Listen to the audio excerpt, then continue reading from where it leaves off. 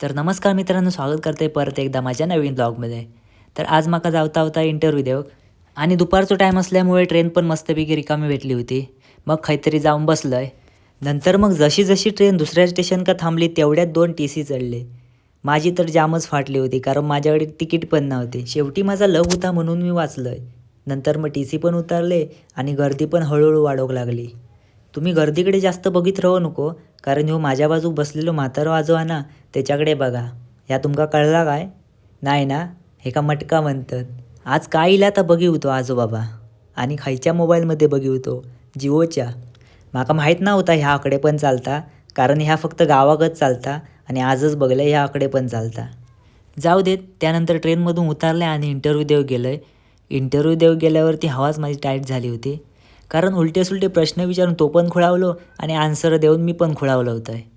त्या जाऊ देत. तुम्ही ह्या बघा. आता तुम्ही म्हणशाल तो इंटरव्ह्यू देऊ गेलो आणि हय कसो गेलो, कारण तर जवळ असल्यामुळे जरा म्हटलं जाऊन येऊया. तसं काय माझा उपयोग होणारच नव्हतो, कारण मी एकटोच होतो आहे. तरी पण म्हटलं थोडीशी तरी सायनिंग मारूया, बघूया काय होता काय.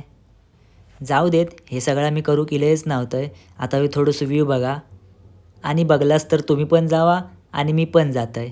जर तुमका हा व्हिडिओ आवडला असेल तर नक्कीच लाईक, शेअर आणि फॉलो करा.